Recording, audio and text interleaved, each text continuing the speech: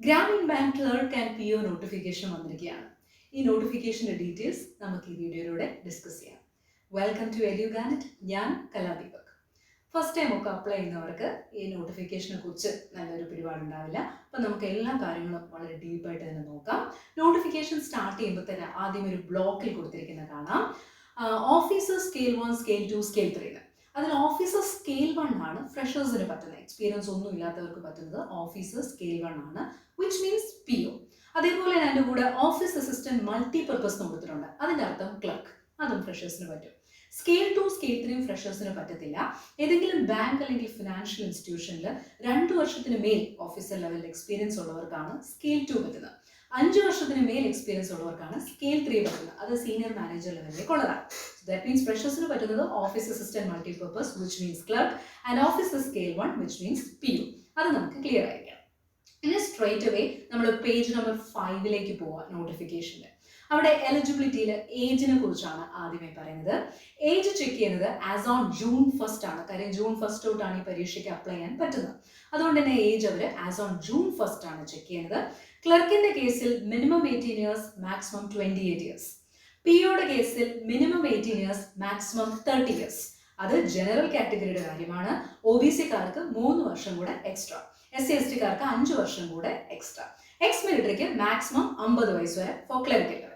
Persons with disability, PWD, എന്തെങ്കിലും disability ഒക്കെ ഉള്ളവർക്ക് 10 വർഷം അഡീഷണൽ ആയിട്ടുണ്ട്.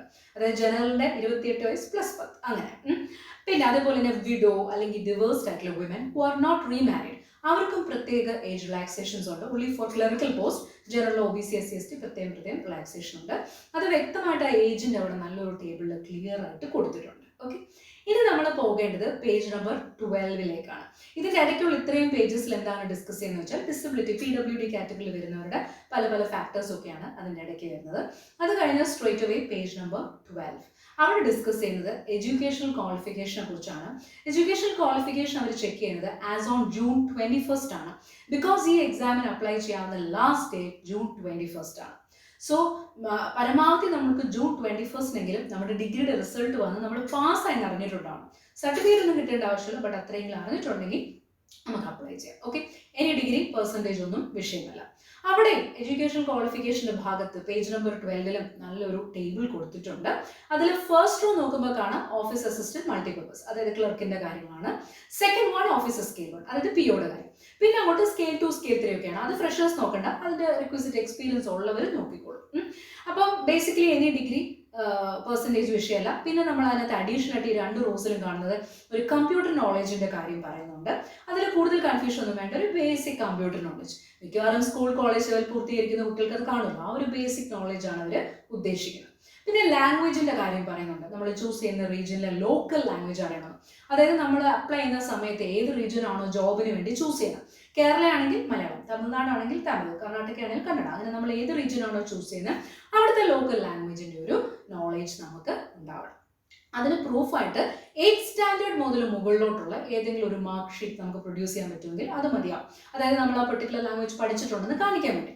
അത്തരത്തിലുള്ളൊരു പ്രൂഫ് നമുക്ക് കൊടുക്കാനില്ലെങ്കിൽ നമ്മൾ ഇതൊക്കെ ക്ലിയർ ചെയ്ത്, അതായത് ക്ലർക്കിന്റെ കേസിലാണെങ്കിൽ പ്രിലിംസ് മെയിൻസ് 2 ലെവൽ പരീക്ഷ, POയുടെ കേസിൽ പ്രിലിംസ് മെയിൻസ് ഇന്റർവ്യൂ, ആ ലെവലുകൾ ക്ലിയർ ചെയ്ത് നമ്മൾ ആ ജോബിന് എലിജിബിൾ ആവുകയാണെങ്കിൽ അവരൊരു ലാംഗ്വേജ് പ്രൊഫഷൻസി ടെസ്റ്റ് LPT എന്ന് പറഞ്ഞ് പ്രത്യേകം അവർ കണ്ടക്ട് ചെയ്യും.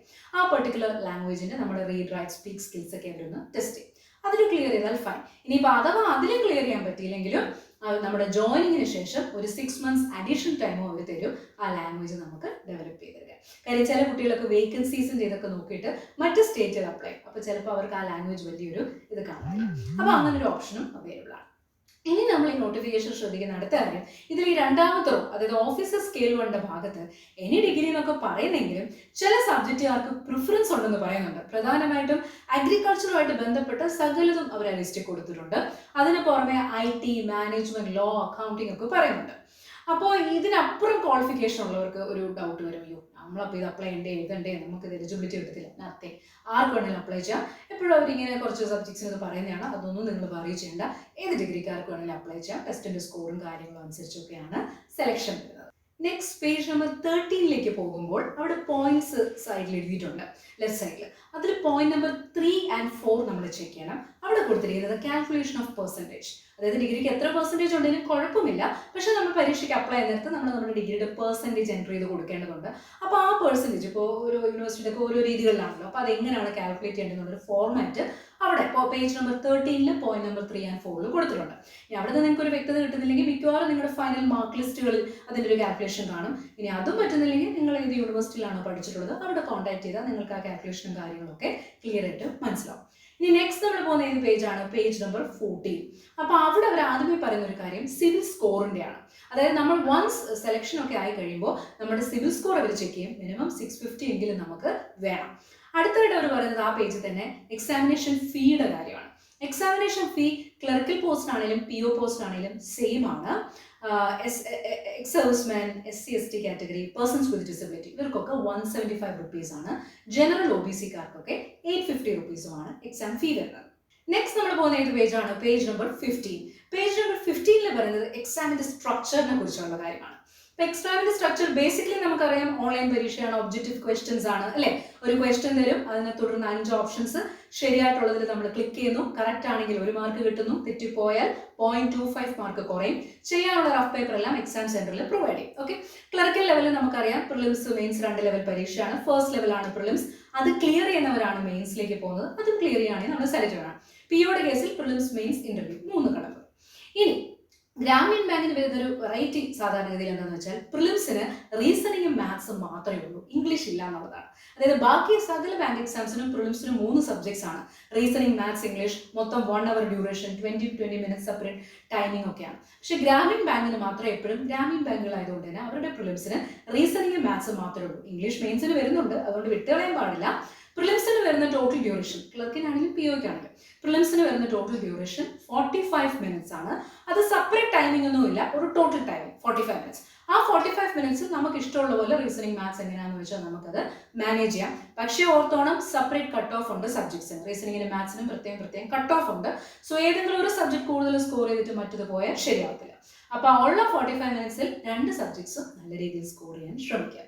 മെയിൻസിലോട്ട് വരുമ്പോൾ എല്ലാവരും ഉണ്ട്. റീസണിങ്, മാത്സ്, ഇംഗ്ലീഷ്, GH, ചെറിയൊരു മാർക്കിന് കമ്പ്യൂട്ടർ എല്ലാം ഉണ്ട്. ടോട്ടൽ ഡ്യൂറേഷൻ 2 hours ആണ്. അവിടെയും സെപ്പറേറ്റ് ടൈമിംഗ് ഒന്നുമില്ല, ടോട്ടൽ 2 hours നമുക്ക് ഇഷ്ടമുള്ള പോലെ മാനേജ് ചെയ്യാം. അങ്ങനെയാണ് എക്സാമിന്റെ പാറ്റേൺ വരുന്നത്. നെക്സ്റ്റ് പേജ് നമ്പർ 19 എക്സാമിനേഷൻ സെന്റേഴ്സിന്റെ കാര്യം പറയുന്നുണ്ട്. കേരളത്തിലെ ഒട്ടുമിക്ക ഡിസ്ട്രിക്ട്സിലെല്ലാം തന്നെ എക്സാം സെന്റേഴ്സ് അവൈലബിൾ ആണ്. അപ്പോൾ നമുക്ക് ഏതാണോ കൺവീനിയൻറ്റ് അവിടെ നമ്മൾ ചൂസ് ചെയ്ത് വേണം അപ്ലൈ ചെയ്യാൻ. വളരെ കെയർഫുൾ ആയിരിക്കണം. ഒരു തവണ അപ്ലൈ ചെയ്ത് കഴിഞ്ഞാൽ പിന്നെ എക്സാം സെന്ററിൽ മാറ്റം വരുത്താനൊന്നും നടക്കത്തില്ല. അപ്പോൾ ഓഗസ്റ്റിലാണ് എക്സാം. ആ സമയത്ത് നമ്മുടെ കൺവീനിയൻസ് ഒക്കെ ഒന്ന് മുൻകൂട്ടി കണ്ട് അതനുസരിച്ച് നമ്മൾ വേണം എക്സാം സെന്റർ ചൂസ് ചെയ്യാൻ. ഓക്കെ, അതേപോലെ തന്നെ അടുത്തതായിട്ട് PET-യെ കുറിച്ച് പറയുന്നുണ്ട്.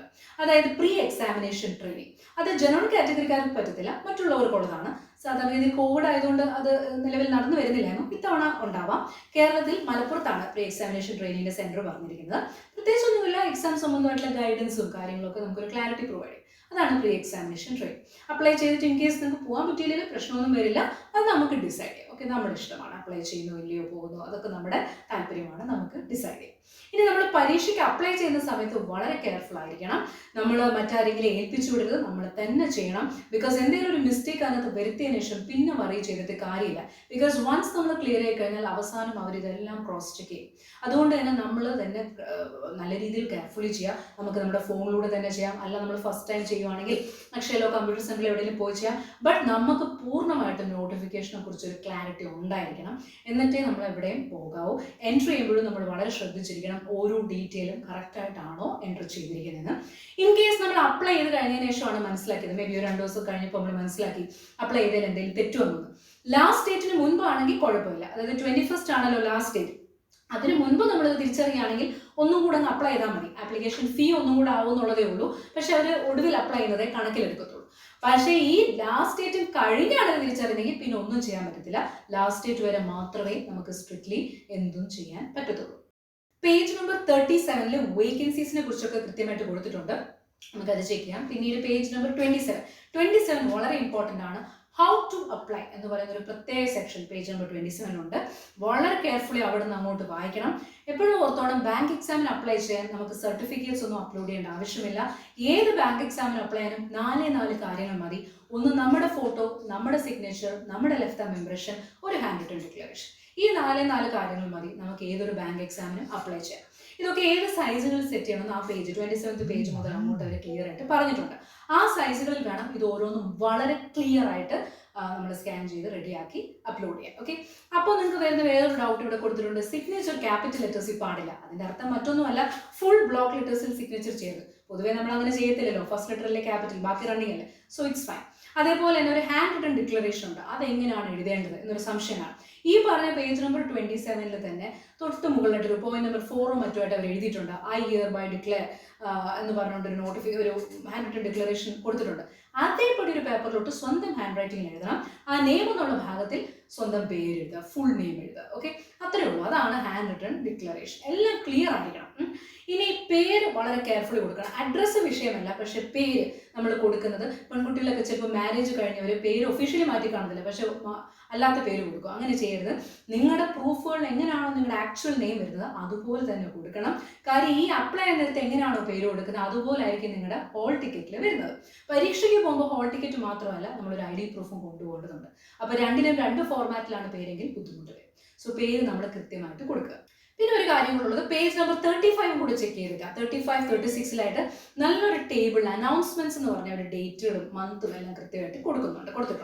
അപ്പോൾ അതിൽ നമുക്ക് മനസ്സിലാക്കാവുന്ന ഒരു പ്രധാനപ്പെട്ട കാര്യം ഇതാണ്. അതായത് പ്രിലിംസ്, ക്ലർക്കിന്റെയും PO ആണെങ്കിലും പ്രിലിംസ് വരുന്ന ഓഗസ്റ്റിലാണ്.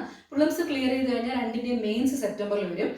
ക്ലർക്കിന്റെ കേസിൽ അതോടുകൂടി കഴിഞ്ഞു. PO കേസിൽ പിന്നെ ഇന്റർവ്യൂ കൂടെ ഉണ്ടല്ലോ, അത് ഒക്ടോബർ നവംബർ മാസങ്ങളായിട്ട് വരും. അത് കഴിഞ്ഞാൽ ജനുവരിയിലാണ് അവർ ഫൈനൽ അലോട്ട്മെന്റ് വന്നിരിക്കുന്നത്, ക്ലർക്കിന്റെ ആണെങ്കിലും PO.